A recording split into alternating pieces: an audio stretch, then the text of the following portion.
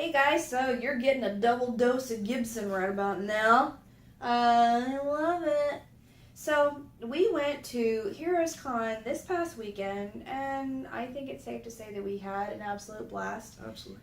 Heroes happens every year in Charlotte, North Carolina, and it is brought to you by Shelton Drum, who is the owner of Heroes Aren't Hard to Find, which is the local shop down there. Fantastic shop. They do a lot of good stuff. But they put on Heroes every year, and it really and truly, I think, is what the ultimate comic book convention. It's not all the hype with your celebrity guests, and you don't have 1,001 vendors who are selling you little trinkets and tchotchkes. It's really just comic books and artists and writers and inkers, and I mean pretty much everybody who's involved in the actual process of making a comic from start to finish. So they get some really good people in. It was the 35th year anniversary for it. Yeah. And Heroes Aren't Hard to Find, which is the name of the shop in Charlotte, also helps stand up the Heroes Initiative, which not every comic company, not every comic creator treats those guys with 401ks. Chris Claremont should be living in a 10-story mansion, and yet he's not. Herb Trimp, who's the first person who put Wolverine on page, was going to conventions up to the year of his death. Same with Jerry Robinson. And with with Herb's family, for example, after he passed and his wife was having a hard time securing the house, the Heroes Initiative helped step in and financially support her through that. So that's a staple of Heroes. Every booth that you went to, they had a little donation jar. So-and-so is very happy to sign all your books, but please consider a donation to the cause. Everyone's completely 100-200% on board with it. What's another staple of it? Friday night, they'll do the drink and draw. There's a drink and draw, yeah, which is always fun to go to. They go to the West End, and they invite everybody in, and people come down and do quick sketches. It's all for charity. I could go in and do a sketch. I didn't. Nobody needs to see my stick figures. But you had some top-level talent in there doing stuff that was selling for criminally cheap, which was amazing. And the next day was an art auction. The art auction is fantastic. We didn't go this year, but we have been before. And it's one of those things where you go in, and throughout the year, they have contacted people to create pieces specifically for the auction. And they go and they put them up, and you are allowed to look throughout the con and bid on them essentially for the entirety. And they will make some absolute bank doing this. There was a Diana Ross as Storm piece that went for 4 digits. Yeah. It gets phenomenal. Pretty intense. I mean, and when we say it's like a legit auction, people holding up their paddles and bidding, but it's for a wonderful cause, and people have walked away with some absolutely phenomenal artwork, and it's fun. I mean, getting excited watching people's art, especially when you say, okay, this is by so-and-so, and you know that the person is there, and they get to look around and see how many people are bidding on it, and just, that's the excitement in the room. I've never really been a big fan of auctions, but this one is definitely cool and worth checking out if you ever go to Heroes Con. It's a neat staple having, 2 hotels between the Westin and the Hilton Charlotte where everybody's going, and then you can go find these people. You can find your favorite creators there and join them for a beer at 1 or 2 a.m. kind of thing, or go out to Waffle House with them and hang out till 4:30. Right? Yes. Jared, Emmett, Jason. I'm sure there was a third Jason in there just for, the staple, I love going and seeing these guys. The Milk Fed panel, Chip Zdarsky, Matt Fraction, Kelly Sue, fly in from Canada or Portland every year to support this. Jason Latour lives that nearby. He's the hometown hero. Yeah. All the success from Spider-Gwen, from Southern Bastards. You can't help but be through the roof proud of this guy. And I was there as Earl Tubb, and him and Jason Aaron were there. And within a half hour of me getting on the floor, they both came back from breaks, and I got a picture with both of them, which is just, it's so phenomenal, so gratifying. I could blather on for an hour and a half on the Jasons. I won't. I love them. They are a staple. They make Heroes Con feel like going home. And we lived in North Carolina for 5 years, and we didn't live anywhere near Charlotte, but it's the community. And we go to these silly conventions for the community. And there's the Brimp up at the Buffalo Wild Wings, which is, I think, Saturday. It was Saturday night, and all the Sex Criminals fans were there, and we sat with complete strangers, and we were friends and tweeting each other by the end of the day. And it's that sense of community that's phenomenal. It's all within walking distance. Praise Christ. It's all the stuff that makes you want to come back year after year. I can tell you the very first time that I ever went to Heroes Con, it was planned out just like any other convention I go to. I generally go around, I look around on the first day, see what's there, I go meet the people I want to meet, I hang out with who I want to hang out with, do whatever photo shoots I have coming up, and then by the last day, I'll walk around and spend my money, which gets a little frustrating, I think, for some artists, but you know, you kind of have to budget yourself out. And the first year that I went to Heroes, I blew through my budget within the first hour of being on the floor. Between prints that I bought, between personalized commissions that I have gotten from people. I have the most amazing Colossus from 2-3 years ago that sits up on my wall. I mean, just absolutely fantastic quality art. And you get people that you don't necessarily see at every single convention. But at the same time, you get those that you wind up truly becoming friends with. So it's a convention that I think stays true to what the intention of a Comic-Con is. It celebrates the comic book and the passion that goes into it. I think Shelton does a fantastic job every year of keeping this organized. It is a well-oiled machine. Thank you, Shelton. And we are absolutely grateful to be able to participate in this every year. So if you are ever in Charlotte, definitely check it out. It is well worth it. Now, I will say the one thing this year that we were this year disappointed. with it conflicting with Awesome Con, between dates. talent being split. Sarah Richard, we missed you at Heroes, but hopefully you made a lot of money at Awesome Con. It sucks when two major vendors, 7-8 hours from each other, are held on the same weekend. That's not going to be enough necessarily to deter everything. Thankfully, for 2018, Heroes is scheduled for the same weekend for Father's Day weekend, June 15th to 17th. It usually is, though. And Awesome Con is Easter weekend. Yeah. So highly recommend both. But candidly, we just love Heroes more than Awesome. And I will still spend the money on Awesome, but if given the choice between the two, we'll stick with Heroes. We definitely missed out on a lot of friends who we would normally see at the convention. And it's sad when people feel like they do have to split. And I know a lot of people chose to come down to Charlotte just because of the love of the convention. Some people chose to go to Awesome Con based off of who they knew were going to be there, and celebrity-wise, friend-wise. And some people just make choices on conventions based off of location. Is it going to be a long drive for you? Are you going to have to stay at a hotel? I would say that they're both conventions that are well worth checking out. But you have to find the cons that really speak to you and that really make it feel like it's worth your time and worth your while.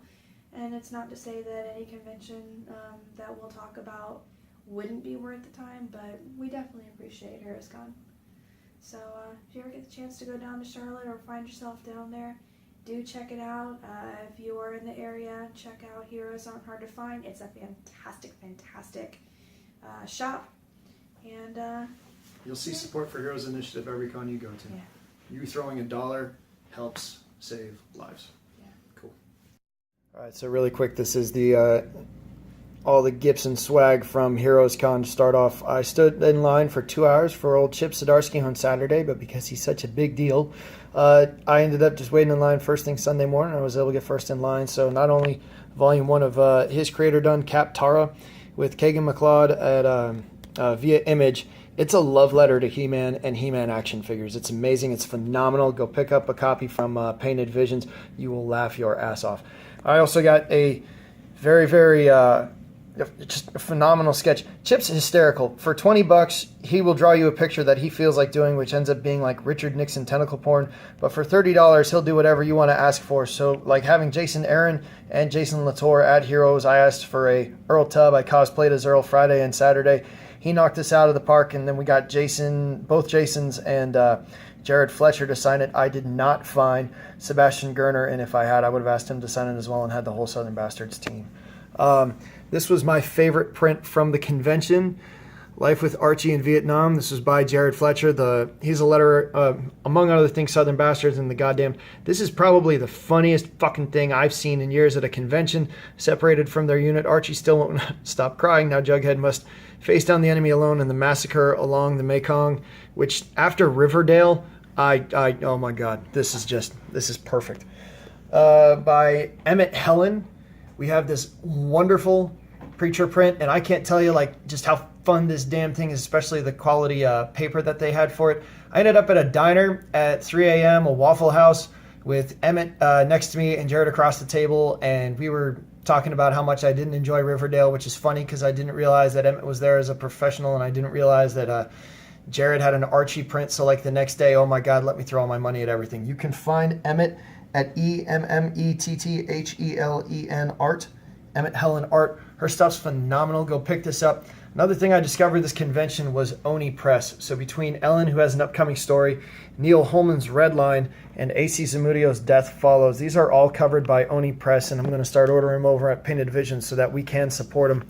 Red Line, really quick, is by Neil Holman, or at least he was there. He's the one who sold me this. This is like a Western in Mars where there's a lot of parallels. Look, find a veteran in your life and buy this for him, because a lot of this ties into operations that you saw in Iraq and Afghanistan, but it's completely fiction, a mystery, a Western set on Mars, to include the death of the first dog on Mars, Sebastian, who, without spoiling anything, is still doing okay. So I was fearing that it was going to be We 3 related. It wasn't. It's been phenomenal. The dialogue is on point. Again, art director for Archer. Issue 4 just came out last week. I'm going to run into Painted Visions and pick it up. Issue 5 comes out the 5th of July, so make sure that you pick that up. Death Follows. A.Z. Zamudio has just been an awesome rock star. I love her to death. I had a drink with her and her husband, Carlos, who does all her colors. I know I've been rambling here and we're hitting 3 minutes, but I will say anything by A.C. Zamudio. She has a project coming up that she cannot announce, but as soon as it does, you will hear about it on this show. The last thing, I got a couple things signed by the Jasons, and you can pick those up and they're very, very popular, but Justin Jordan's Spread, I don't think has as much press. It's an image book. It's fun. It's gross as hell, but it's amazing. Justin is an awesome dude. I miss Kyle Stram because with 4 eye surgeries, I'm still blind and can't even make out the fact that the dude's table is there. Spread is an awesome, futuristic, just gross-ass zombie alien takeover book that's just, it's fun. There's a lot to it. Highly, highly recommended. Brand, I'm going to pass off to you. Awesome. So here's my bit of a haul. First off, let me just say, for those of you who know this, awesome. If you don't, just appreciate the art. My fellow Amazons, you are in my heart, and I love you. Speaking of fellow Amazons, this is an awesome piece. This is by Julie O'Malley, and she's an absolute sweetheart. She was sharing a booth with Dennis Burke, who did this piece as well over here. So Julie's piece, if you're going to see after a while that I have a handful of addictions to things. So this is a personal love letter to my friend Han. She will understand why I have this. Otherwise, it is just gorgeous artwork, as is the piece by Dennis Burke. Female Thor holds a special place in my heart. Thor does in general. But I thought this piece was absolutely gorgeous, and I wanted to throw more money at him because I am in love with this. Moving on. So again, my love of everything underwater. I just thought this was super cool. So this is an underwater merlion. I'm going to give you a close-up right here so you can see who this is by. Heather Hitchman had some gorgeous pieces. Basically, she has her whole storyline self-created of characters in this universe, and it's sort of fantasy, demon, fairy, dragon world. It's just gorgeous, absolutely gorgeous pieces. Definitely recommend you going and checking out the rest of her work. This was one of the things that I have never seen anything like this before, and I thought it was super duper fun. I have 3 pieces coming up from Luke Daub, D-A-A-B. Obviously Thor, because that is the love of my life. You can see over here, it's actually kind of hard to tell, but it is on, it's a silver backing to it, so when you actually see it in the light, it is gorgeous. He has also done this piece here, trying to get you without all of the glare. Super simple, but absolutely stunning. And the last piece that he did was right here. Again, my Aquaman print.